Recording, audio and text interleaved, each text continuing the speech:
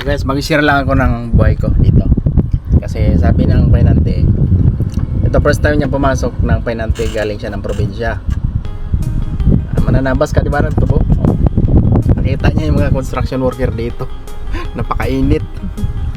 Mainit daw pala. Lahat ng trabaho, construction lang ang hindi ko dinanas din. Unang trabaho ko dito sa Maynila, boy ako ng isang grocery. Siguro mga edad ko noon 16 or 17. 2005 or 2006, parang ganun. Tapos siguro mga ilang taon lang ako doon, nagboy ako. Ang sahod noon 1 tray isang buwan sa isang grocery. Unang trabaho ko yun dito sa Maynila, boy sa isang grocery. Tapos after nun,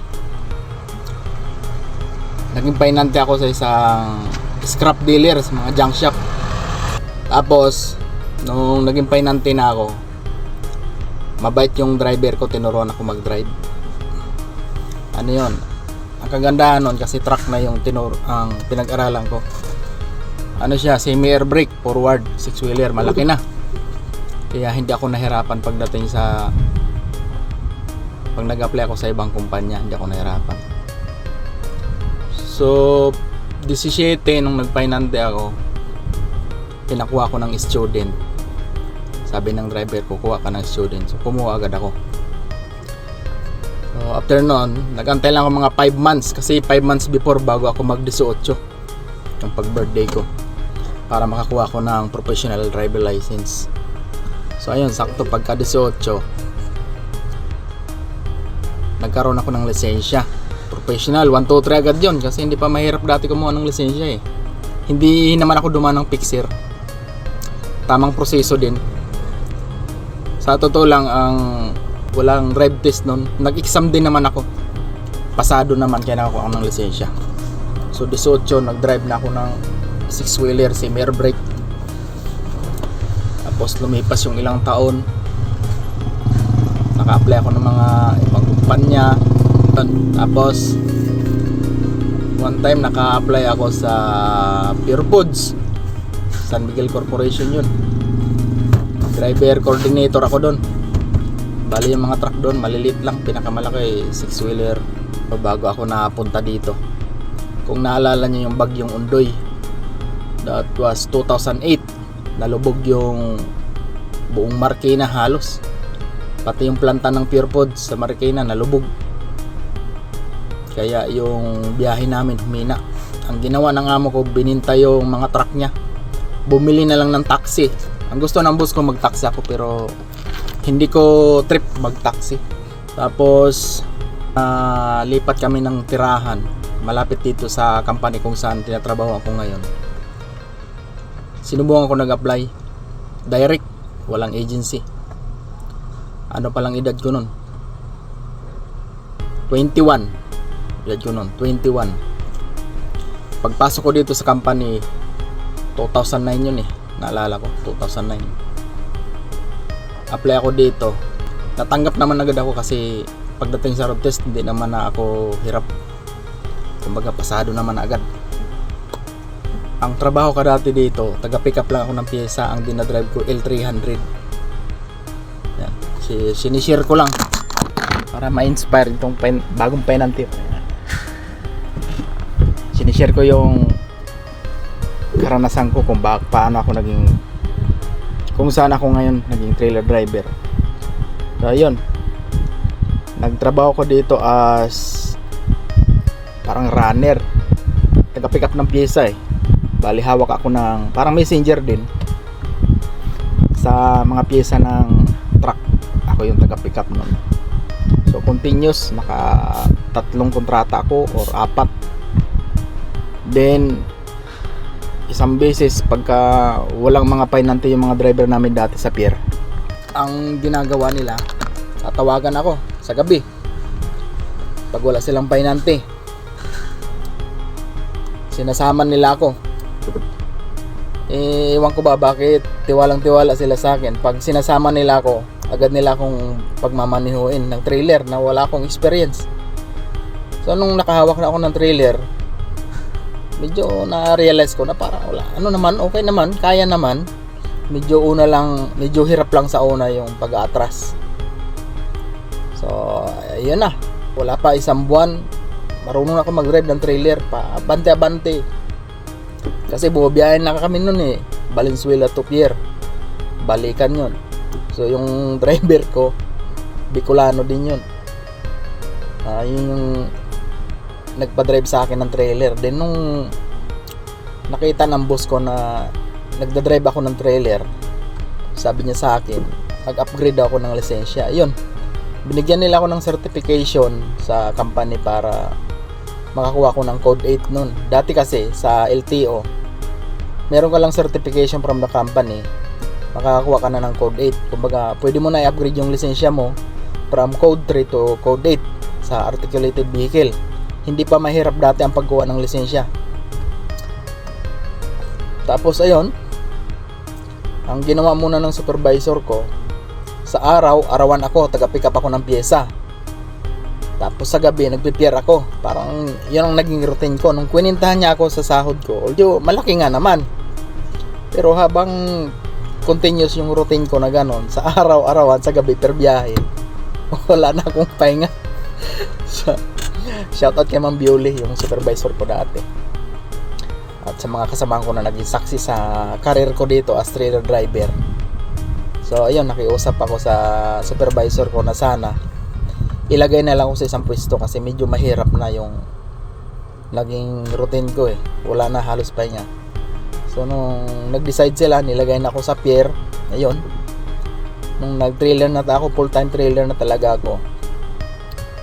2010 kasi ako nagkaroon ng Code 8. Tapos continuous, nung nagka-Code 8 na ako, diretso na yung biyahe ko hanggang 2011. Niregular ako dito. Niregular nila ako noong 2011 dito sa company ko ngayon kung saan nagtatrabaho ako. Yun, 2011 hanggang 2016 nasa pier na ako nun, batang pier na ako nun. Marami na rin akong na-drive na klase ng tractor head. Karamihan dito sa amin kasi Japan, Isuzu. Wala kaming puso na tractor head, yung mga old model pa. Isuzu floating. Tapos medyo maswerte-swerte din ako noon kasi ako yung pinakabatang trailer driver dati. 23 nung nag-drive ako ng trailer dito sa amin, sa company namin. So nag-drive ako ng trailer 23 hanggang sa ngayon. Then yun, tuloy-tuloy. Kapag nagkaroon din kami ng unit dito na international, yung day cab truck, yung walang backseat, yung long nose, halos 4 years ko din nahawakan yun. Sa mga driver dito, halos ako siguro yung pinakaswerte na driver na nakaranas ng mga, kumbaga ano na sabing, bago yung mga unit. Sa tuwing may darating na bagong unit dati, kahit papano, talagang dumadaan din sa kamay ko. Siguro ano lang din naman, sumunod ka lang din naman sa kung anong utos. Mahirap kasi minsan pag nasa company ka na yung lagi kang sumasalungat ay talagang iiling sa'yo yung hahawak sa'yo. Then grabe sipag ko nun nung sa pier, biyahe ng biyahe. Tapos mabot din sa mga may pagkakataon din na nakakaramdam ako ng sobrang pagod na. Dahil nga sa pier dati, grabe yung traffic. Tapos may export pa kami noon. Iba yung pier dati kaysa ngayon, lalo sa local. Ngayon masasabi ko napakadali na ng biyahe sa local. So tuloy-tuloy ang pag-drive ko ng trailer at hanggang ngayon itong unit ko, nakahawak ko ng unit na brand new talaga, as in ako ang naka-virgin ng unit na to, yung Howo na to. Kaya ako naging trailer dito. Hindi naman ako nag-apply dito bilang trailer driver. Kumbaga dito na ako na-upgrade, dito na ako nahubog. Ayan, sa mga kasamahan ko, na mga nakasubaybay talaga sa akin, kung ano man ang masasabi niyo, bahala na kayo. Hindi kailangan dito ng palakasan. Ang ano mo lang dito, maging ka lang, humble ka lang. Minsan haluan mo rin ng kunting hambog. Kunting humble, kunting hambog, kunting sip-sip, yun. Tapos siraan mo yung mga kasama mo, yun, tatagal ka sa kumpanya. Ayun. Di ba? Para ma-inspired tong painante na bagong salta. Ilan taon ka lang, boy? 18. 18. O saya, magtrabaho ka, mag-ipon ka, huwag ka magbisyo. Mag-ipon ka. Basta mag-ipon ka. Sikapin mo magkaroon ka ng lisensya. Kuha ka muna student. Kasi ngayon, medyo mahal talaga pagkuha ng lisensya. Kaya sa mga nangangarap maging trailer driver, maging driver, makisama lang kayo sa driver nyo. Ako kasi pag nagturo ako, kabado rin ako pero nagpapahawak din ako ng manibela. Wala namang imposible basta gustuin mo lang. Habang kumikita ka pa, mag-ipon-ipon ka. Mahirap yung walang ipon. Kasi kung habang buhay ka na painante ka, hindi ko naman sa minamalit yung mga painante. Kaso, siyempre, diba, kung gusto mo medyo mas mag-upgrade din yung kakayahan mo, magkaroon ka ng skills. Kasi pag painante naman, kahit saan, pwede ka mag-apply ng painante. Iba pa rin pagka naging driver ka talaga. Napakaraming kumpanya ngayon na talagang, kumbaga, yung sahod as a driver, sapat talaga. Dito kasi sa amin, sapat lang. Sapat lang talaga. Sa mga kasamahan ko dyan, mga followers ko ng mga nasa office, alam ko kung lahat naman nakakilala sa akin nakatrabaho. Mga followers ko din naman yan, mga silent viewers ko yan saksi naman yan sila kung anong attitude ako meron dito. Minsan mabait, minsan masungit, depende kasi sa tao na kaharap ko. Kahit nakatrabaho niya ako, marunong ako makiramdam kung anong approach mo sa akin. Yun lang din naman susukli ko sa'yo. Diba? Kumbaga sa trabaho, mag-focus ka lang sa trabaho. Huwag ka mag-focus dun sa mga katrabaho mo. Kasi kapag binantayan mo yung mga katrabaho mo, inggit lang ang mangingibabaw sa'yo. Pagka inggit ang pinairal mo, walang mangyayari sa'yo. Ngayon naman, kung sa mga position sa isang company kasi, dito sa amin kahit papano, magkakaroon ka ng opportunity. May mga opportunity ditong inaalok. May mga positions. Before kasi, naalok na rin ako dito maging ahente. Parang 3 times nila ako inalok dito na maging ahente. Pero sabi ko, pag-iisipan ko ng maayos. Unang-una, parang sa pagiging driver kasi, parang na-enjoy ko yung traveling, kakarating sa iba't ibang lugar na habang kumikita, nakakapasyal, di ba? Before kasi medyo maganda talaga ang kitaan, pero lately sapat lang. Siguro dahil na rin sa ang daming loan. Yun din ang magandang pagka regular na kayo, iwasan nyo kung hanggat maaari, huwag kayong maglo-loan. Okay lang mag-loan basta yung pupuntahan is maganda. Pero kung nag-loan ka lang para sa luho mo, huwag na. Dahil kung minimum wage earner ka lang, tapos marami ka pang loan, iiyak ka talaga kung paano mo babudgetin, lalo pag may pamilya ka na. Tapos nangungupahan ka pa. Wala, hindi sasapat. Tapos mag-isa ka lang kumakayod. Ay, goodbye Carlo. Mga ngapit bahay si jowa mo. Ito kasi bago pa lang. Kinikwento ko sa kanya. Kinikwento ko yung buhay na Kasi dito, pag namasukan ka sa Maynila, hindi pwedeng puro ka dito sarap-sarap. Pag niyaya ka ng tropa, inom, sige, wag. Pagka alam mo may madudukot ka, okay lang. Wag namang ubos-ubos dumukot. Okay lang naman mag-ambag, di ba? Basta control. Kasi lalo na kung nangungupahan ka lang dito sa Maynila, tapos yung sahod mo minimum ka lang. Tapos katulad nga nito, per biyahe, hindi mo pa sigurado Hindi mo pa talaga sigurado.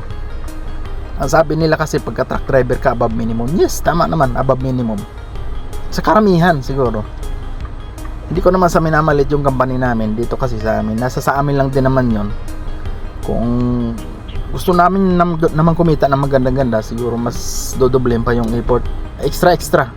Kung wala kang biyahe, pwede ka mag-arawan, pwede ka bumiyahe sa ibang department.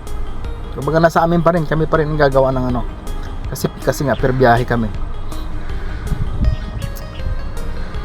O, di ba? Ganun lang. Diskarte lang din. Kaya tapos may nagtatanong pa sa akin, ang tagal-tagal mo na dyan sa company mo, nandiyan ka pa rin, napakababa dyan ng sahod.